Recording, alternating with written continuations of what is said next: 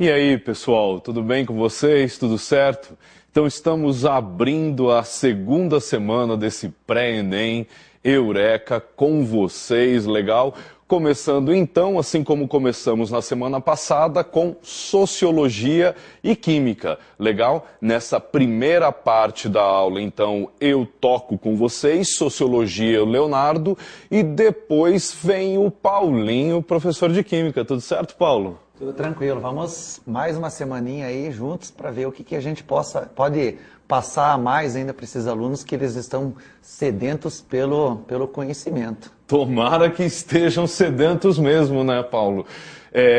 Tomara que vocês estejam com todo esse empenho, com todo esse desejo, pessoal, porque aquilo que a gente conversou na semana passada continua valendo para o ano inteiro, tá? A gente não pode fazer o trabalho de vocês. A gente vai dar as aulas, a gente vai tentar colocar elas numa linguagem assimilável, interessante para vocês. A gente vai estudar o Enem e tentar decifrá-lo para vocês, mas se você não vem conosco, se você não estuda, se você não lê, se você não se esforça, fica difícil o nosso trabalho, fica difícil acontecer aquela mágica que a gente conversou. Então, olha só, já baixou as provas do Enem 2010 que nós estamos trabalhando essa semana? Você já baixou a matriz de competências e habilidades que nós conversamos? Leu, estudou elas? Tudo isso é fundamental para a gente conseguir produzir o nosso trabalho aqui. Legal?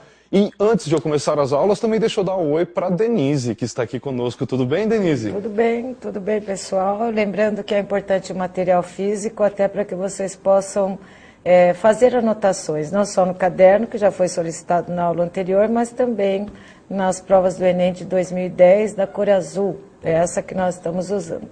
Perfeito. Então tá aí, pessoal. Nós estamos, por enquanto, resolvendo o Enem oficial de 2010 e seguindo a numeração aqui das questões da prova de cor azul. Legal? Então você sabe, se você entra lá no site do INEP, tá? E se você não tem o endereço dele, basta você jogar no Google ali, Provas Enem 2010, INEP Provas, que você vai chegar lá e você vai baixar todo este material, ok? Vai acompanhando a gente pelo seu computador. Se você puder, se você preferir, imprima essa prova e resolva ela ali junto conosco, sempre aquilo que eu e o Paulo falamos na primeira aula e que tenho certeza todos os outros professores continuaram falando, resolvendo com uma canetinha na mão, resolvendo, conversando com a sua prova. Legal? Bacana? Então, vamos lá, né, pessoal? A gente começou na aula passada, a gente resolveu só uma questão aqui com vocês, falamos lá de Belo Monte, falamos dos conflitos e dos impasses entre os indígenas e o Estado, sobretudo, no respeito aos direitos dessas minorias, né? E agora a gente vai continuar trazendo outros temas tão fundamentais da sociologia, das ciências humanas, para a tua prova de sábado, do primeiro dia. E por que não, né, te ajudando também a angariar informações, a angariar vocabulário, a angariar argumentações para a sua redação, né, pessoal? Porque, olha só, na minha opinião, todas as disciplinas podem te ajudar na hora de fazer a tão temida redação do Enem. Mas as questões de ciências humanas, as disciplinas de ciências humanas, filosofia, sociologia, história e geografia, eles vão trazer reflexões nos próprios textos das questões, nas indicações de leitura ou de filmes que nós vamos fazer para vocês aqui, que podem te ajudar a estruturar opiniões, a preparar um ponto de vista que, se você conseguir colocar lá no seu texto de uma maneira muito concisa, muito bem colocada, muito bem escrita, cara, tua nota vai lá para cima. Né, Denise? Concorda? Sem dúvida. Quando você fica atento a determinadas questões, você pode iniciar a tua redação contextualizando a partir de uma temática. Por exemplo, falando-se em democratização, falar de um período anterior a ele, falando numa ditadura em 1964, que são alguns temas que serão abordados pelo professor. O que enche os olhos de um corretor é justamente quando você traz alguma coisa diferente. Diferente daquilo que está na coletânea. Quando você traz algo novo, o corretor sempre vai olhar com outros olhos para o seu texto. Maravilha, é isso aí. Então, olha só, a gente tem aqui nos nossos slides os 3 temas que a gente vai trabalhar com vocês hoje nas 3 questões de sociologia. Então, acompanhando lá comigo, ó, democracia, movimentos sociais, tecnologia e cotidiano. Então, não vamos perder tempo e vamos para a primeira questão, a questão 29 lá da sua prova de Ciências Humanas, prova azul de 2010. E vem o textinho, né? Leiam lá comigo. A política foi, inicialmente, a arte de impedir as pessoas de se ocuparem do que lhes diz respeito. Posteriormente, passou a ser a arte de compelir as pessoas a decidirem sobre aquilo de que nada entendem. Denise, por favor, vamos... Eu tenho a sensação, dando aula, que muitos alunos não vão bem nas provas de ciências humanas porque às vezes eles têm dificuldade com o próprio vocabulário, né? Compelir pode parecer um verbo estranho a alguns dos nossos alunos. Compelir, como eu entendo esse verbo? É como se fosse no sentido de obrigá-las, né? Induzi-las a decidirem sobre aquilo de que nada entende. Então, naturalmente, se você não tem noção do vocabulário, você para ali na questão porque não há como interpretar.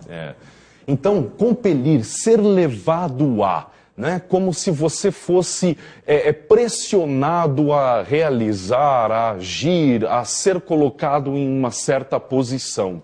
Opa, você tem que ter esse vocabulário, pessoal. Então, segunda dica aqui da nossa aula de hoje. Se você tem dificuldade com certas palavras que aparecem nas suas questões, dicionáriozinho. Hoje você tem vários dicionários online, tá? Você deve ter aquele dicionáriozinho ainda impresso na sua casa. Se não tem qualquer sebo, você arranja muito baratinho. Você precisa dominar o vocabulário dos textos que aparecem para você, por favor. Né? Porque senão você para, como a Denise falou, e aí a questão inteira se torna chute. Né? Você já vai direto para o chute. Então vamos voltar lá para o texto e entender que ele está colocando em um texto bem curto 2 momentos da história. Perceberam? Olha lá, ele está fazendo uma interpretação da história, uma interpretação da história política. Olha lá comigo, por favor.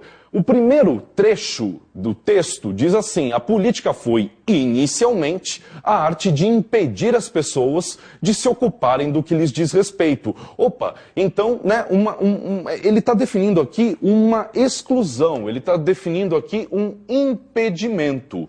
Ou seja, ele está dizendo que a política foi, em algum momento antes da história, um momento em que você impedia as pessoas de participarem dela. Legal? Pessoas que querem participar da política não podem, por alguma razão, o texto não nos dá essa razão. Posteriormente, o texto continua, leiam lá comigo, Posteriormente, passou a ser a arte de compelir, de obrigar, de levar as pessoas a decidirem sobre aquilo de que nada entendem. Esse trecho aqui é muito interessante. Levar as pessoas a decidirem sobre aquilo de que nada entendem.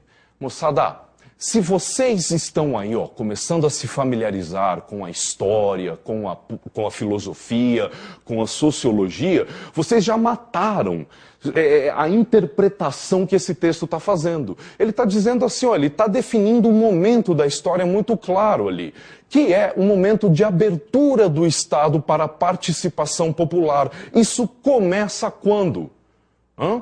Você tem alguma ideia de quando isso começa a acontecer na história do Ocidente? 1789, com a Revolução Francesa. Legal, os historiadores entendem que a Revolução Francesa é tão importante na história da humanidade, na história do Ocidente. Para vocês terem uma ideia, os historiadores adoram, né, dividir a história em momentos. 4 de julho de 1789, segundo os historiadores, abre a Idade Contemporânea. É onde nós estamos. Então, segundo os historiadores, nada de mais importante aconteceu depois de 1789. Nós estamos em uma época que se abre com a Revolução Francesa.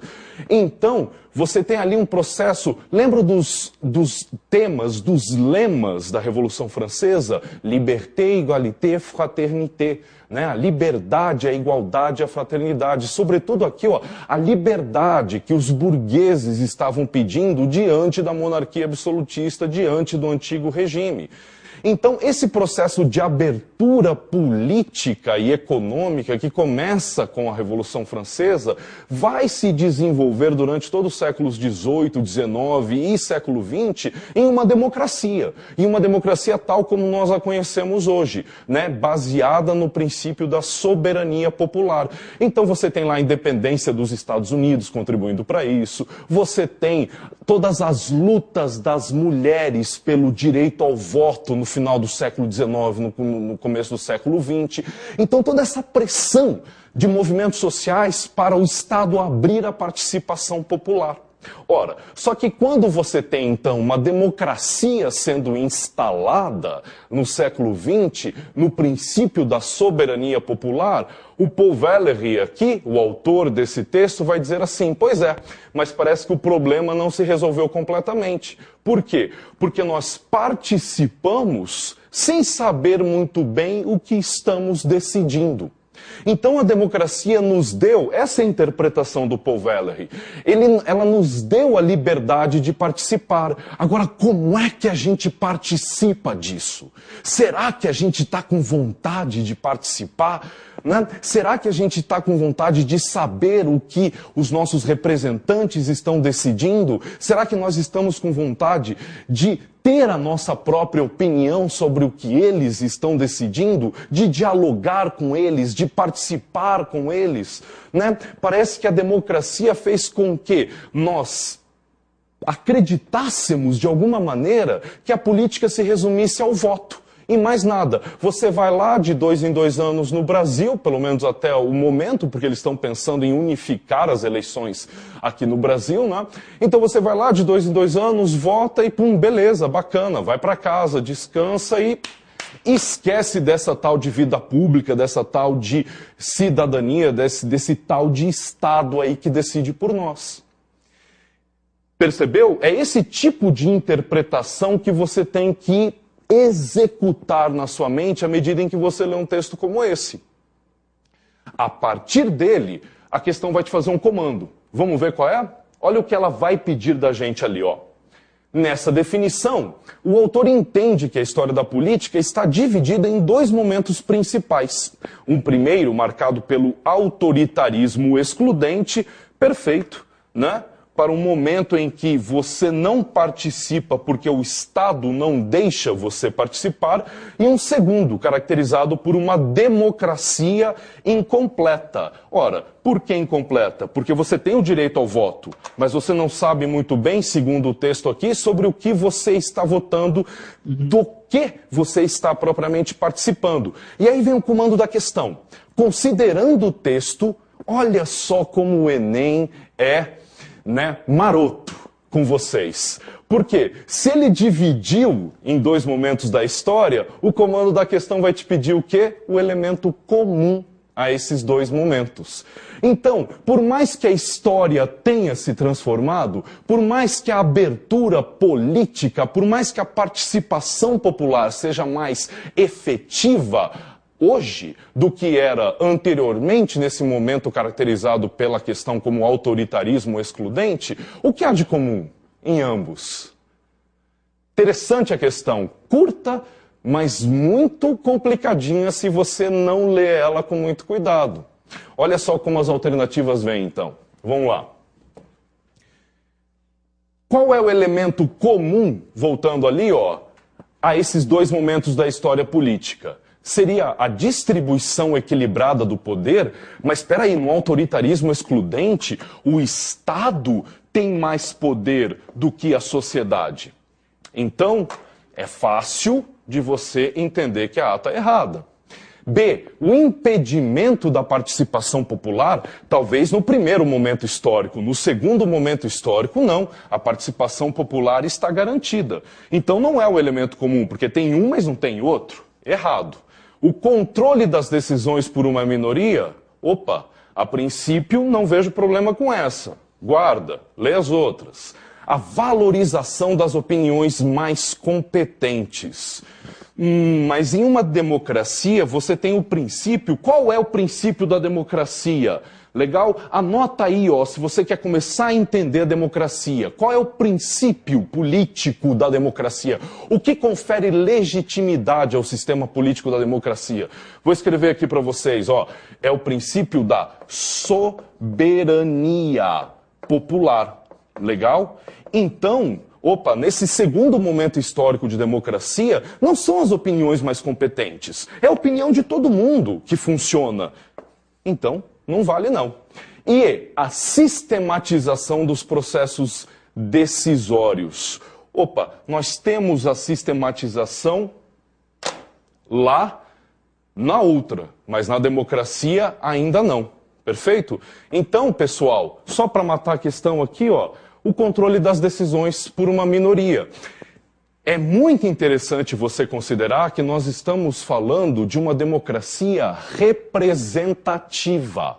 Legal? Diferente daquela democracia direta que se vivia lá na Grécia. Então, numa democracia representativa, você vota em um grupo de pessoas que vai ser o representante de toda a população. Então, por mais que nós tenhamos o direito ao voto, por mais que nós tenhamos, na teoria, o direito à participação popular, à medida que esse texto interpreta a democracia, não, ela é um controle minoritário, perfeito? De quem está lá dentro do Estado decidindo por você. E aí fica aqui uma reflexão. Se você, enquanto cidadão, se você, enquanto membro da sociedade civil, não pressiona, não vai para cima, se você não levanta a sua mão e fala assim, ó, eu quero participar do Estado, eu quero que esse Estado seja mais aberto, que ele decida mais por mim, que ele permita a minha participação, porque afinal de contas ele só existe para me servir. Enfim, se a população não pressiona o Estado, ele nunca vai deixar que você participe dele. Então, o que nós vimos nas ruas em 2013, né, em linhas gerais, foi essa demanda popular aqui no Brasil. Né? Uma demanda pelo quê? Pela participação popular, pela, né, a ideia contida naquela frase, não me representa. Perfeito? Você está criticando a representatividade dizendo assim, olha, eu quero o Estado mais perto de mim, eu quero estar mais perto do Estado. Você pode relacionar, então, o que aconteceu no Brasil em junho e julho de 2013 com o Occupy Wall Street, com aquele movimento de ocupação do centro financeiro nos Estados Unidos, quando eles vieram com aquela história de nós somos os 99%, porque o 1% fez a crise de 2008 acontecer e estava fazendo todo mundo pagar. Perfeito? Você pode relacionar também aos grupos políticos contestatórios na Espanha, com toda a movimentação na Espanha, que está desencadeando novos grupos políticos institucionais, partidos políticos como Podemos. Para vocês terem uma ideia de como isso está forte na Espanha, pessoal, a atual prefeita de Barcelona foi eleita mês passado, Ana Colau. Ela vem de uma liderança, ela era líder dos movimentos contra a perda de moradia em razão da crise de 2008, que tanto afetou os espanhóis. Perfeito? Então toda essa crítica à representatividade está se constituindo em alguns países. Uns estão sendo seriamente transformados, outros, como o Brasil, não tanto. Porque a gente pediu uma reforma política em 2013 e olha o tipo de reforma política que eles estão pensando atualmente no Congresso Nacional. Ah, não sabe qual é? Procura. Procura, é a tua tarefinha. Legal? Gostaram da questão? Tranquilo, né? Muito boa. Facinho. Pessoal, então vamos continuar. Tem mais uma questãozinha aqui. Aí uma questão mais bacana também, continuando a mexer com política, que vai trazer uma música. tá? Deixa eu ler a música para vocês ali. Ela se chama Opinião. Cantar, cara. Só que eu não conheço essa música. Você conhece, Paulo, por um acaso? Não. Podem me prender, podem me bater, podem até deixar-me sem comer, que eu não mudo de opinião. Aqui do morro eu não saio não, aqui do morro eu não saio não. Se não tem água, eu furo um poço. Se não tem carne, eu compro um osso e ponho na sopa. E deixa andar, deixa andar. Continuando, falem de mim quem quiser falar. Aqui eu não pago aluguel. Se eu morrer amanhã, seu doutor, estou pertinho do céu. E aí você que está aprendendo a ler as referências, vai ver que quem escreveu essa canção, ou quem, né, o autor dessa questão, dessa canção é o Zequete. E aí, deixa eu ler com vocês já o comando da questão. Essa música fez parte de um importante espetáculo teatral, olha só, um importante espetáculo teatral que estreou no ano de 1964, no Rio de Janeiro. O papel exercido pela música popular brasileira nesse contexto, evidenciado pela letra da música citada, foi o de. Então, moçada, olha só, algumas datas aqui precisam ser já mecânicas na sua cabeça. Então, caramba, ele não falou em ditadura militar em nenhum momento, seja na canção, seja no comando dela. Agora, se você não sabe que em 64 começou uma ditadura militar nesse país, opa, temos problemas, não temos? Então você tem que ler 64 nesse contexto e já, né, se lembrar da ditadura militar. Se você leu a questão está muito clara, ela está fazendo uma crítica a todo esse contexto, né? Ela está fazendo uma crítica tanto à participação política quanto a desigualdades socioeconômicas. Então, opa, o que essa questão quer dizer, ou melhor dizendo, o que essa canção quer dizer nesse contexto? Não sei, Denise, você gosta desse tipo de exercício, onde a gente lê um texto em seu contexto? É bem interessante porque o professor falou sobre 1964, o momento em que é deflagrada aí a ditadura militar, e que muitos autores, principalmente Chico Buarque, um deles, eles metaforizavam as músicas de tal forma que elas passavam pela censura. O que é uma metáfora? Uma metáfora nada mais é do que o sentido figurado de uma determinada palavra, então você usa essa palavra dentro, fora do seu contexto habitual, fora do aspecto do dicionário. E nesse caso, cálice, que o professor Leonardo já escreveu lá do Chico Buarque, cálice você tem aí um trocadilho, né?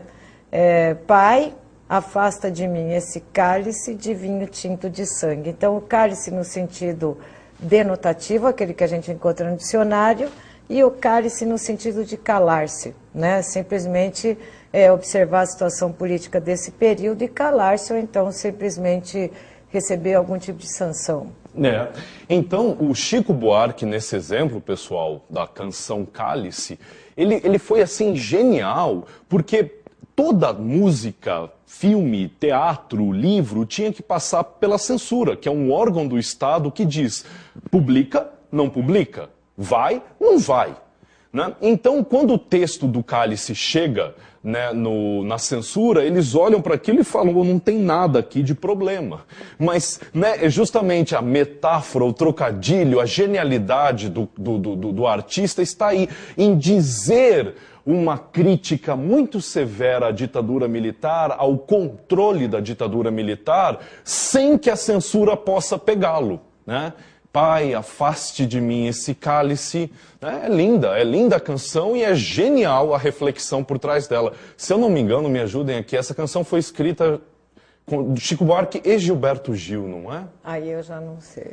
Mas mais me ocorreu uma outra música, até antes do Leonardo falar. Por favor. Gonzaguinha cantou essa música, Grito de Alerta, que vejam a música, escutem, que em princípio vocês vão imaginar que é um caso entre duas pessoas, né?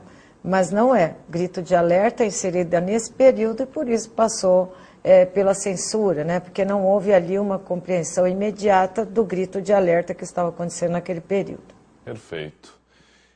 Então, olha só quantas referências para vocês, pessoal, quantas quantas buscas aí no YouTube e internet que você pode fazer para ocupar os seus ouvidos com a música popular brasileira da época da ditadura militar. Perfeito? Então, vamos lá. Qual era o papel da música popular brasileira, um dos papéis que essa canção evidencia no contexto da ditadura militar? Vamos para as alternativas? Olha lá, ó. Entretenimento para os grupos intelectuais? É só festa? É só brincadeira? Vamos esquecer do contexto e só dar risada? Valorização do progresso econômico do país? Ele está falando ali ele está fazendo uma séria crítica às desigualdades sociais, ele está louvando o progresso econômico do país? Crítica à passividade dos setores populares? Será que ele está apontando o dedo para os seus colegas, para os seus semelhantes e dizendo, vocês não fazem nada como eu faço?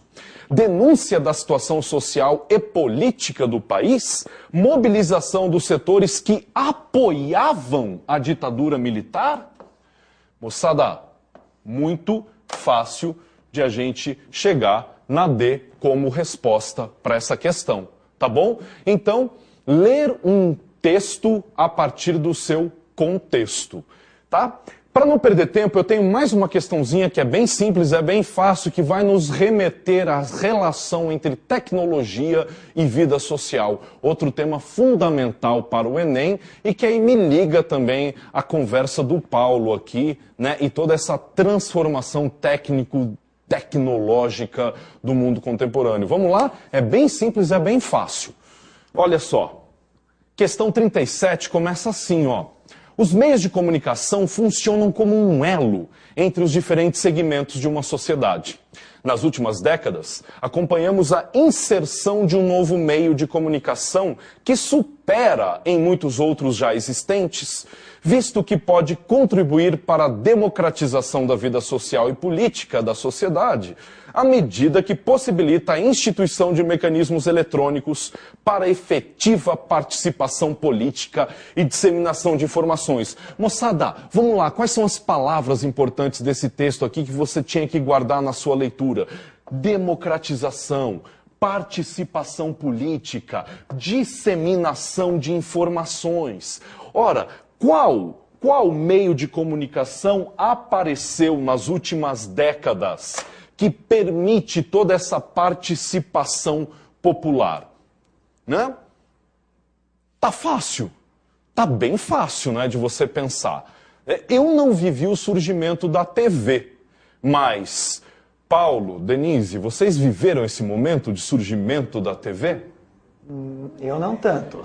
Não, você já pegou quando você já era criança, a TV já rolava. Já rolava. Né?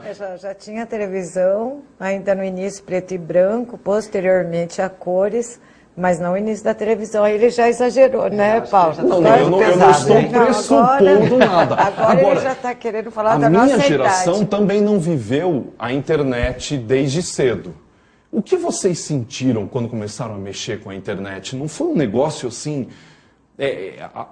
A minha sensação inicial foi, caramba, o que eu faço com isso? Que é tão difícil, é tão complexo, mas 5 minutos depois eu falando, como é que eu vivi minha vida inteira sem um negócio desse, né? Não dá essa sensação de uma abertura tão grande? É uma coisa muito assustadora, né? Porque ela te dá muitos mecanismos, novos mecanismos, te dá novos horizontes, conversas em diferentes estados, países. É bem interessante. Então, isso é assustador, mas para os meninos que estão assistindo, é fácil entender que é a internet, né? Essa questão aí que ele está falando de... É um senso comum falar hoje que a internet dissemina informação. Aproxima as pessoas, dissemina a informação numa velocidade muito rápida. Aproxima ou separa, né? Sim, separa quando... Bom, ela dá essa possibilidade, né? E aí você vê, se você vai para as questões, você olha e você vê assim, você vai para as alternativas e se pergunta qual dessas tecnologias que estão aqui que permite uma participação do usuário, né? Que nenhuma outra dessas alternativas permite. Então, a televisão, você pode até uma vez, enquanto telespectador, chegar a participar dela, mas você tem um contato tão forte quanto aquele que a internet permite? Olha lá as alternativas. Fibra ótica, TV digital, telefonia móvel é interessante, mas a telefonia móvel, ela só te permite uma mobilidade e uma participação muito grande porque a internet está vinculada a ela. Portabilidade telefônica, que não tem absolutamente nada a ver, alternativa absurda, muito fácil de você matar essa, né, pessoal? E aí, fica aqui como reflexão para você, porque olha, nas minhas próximas aulas eu vou explorar muito com vocês, e vocês vão ver como a coisa vai ficar mais complexa, a inserção das tecnologias na nossa vida. Como é que a inserção da tecnologia altera o nosso jeito de viver, seja a economia, seja a política, seja a nossa vida mental, seja as nossas relações uns com os outros, como o Paulo brincou aqui com a Denise, é isso mesmo, moçada. A internet, ela pode tanto nos aproximar quanto nos distanciar, né? Quantas pessoas aí não ficam, por exemplo, elas saem em um ambiente social, em uma festa, alguma coisa assim, né? E elas ficam só o quê? Postando, conversando na internet. Várias pessoas juntas, mas todas conversando aqui, né? Com outras pessoas que não estão lá. Aí você encontra essas pessoas que você estava conversando aqui e continua conversando com outras pessoas, provavelmente as outras pessoas que estavam naquela outra festa. Então, né? Até que ponto a gente pode entender a aproximação e distanciamento pelas tecnologias de comunicação? Beleza? Para você pensar nesses assuntos que nós vamos explorar mais para frente, fica aqui no fim da aula, então, ó, 2 dicas para vocês. O filme Ela, genial, lindo, interessantíssimo, muito recente, onde o protagonista se apaixona por um computador, basicamente, por um software que tem a voz da linda, bela Scarlett Johansson. Muito fácil se apaixonar por aquela voz, diga-se de passagem. E O Que é Isso, Companheiro? Um filme baseado no livro do Fernando Gabeira, jornalista e ex-deputado federal brasileiro, sobre um caso real que foi o sequestro do embaixador americano durante a ditadura militar por grupos de esquerda que lutavam contra o nosso regime político de então. Legal? Esse filme foi o concorrente brasileiro ao Oscar do ano dele e é muito interessante para você ter uma noção do que era lutar contra a ditadura militar, coisa que pouquíssimas pessoas fizeram, porque a grande massa brasileira apoiava a ditadura militar. Perfeito? Então é isso, moçada. Fiquem bem e daqui a 5 minutinhos voltamos com Química. Beleza? Até mais. Valeu!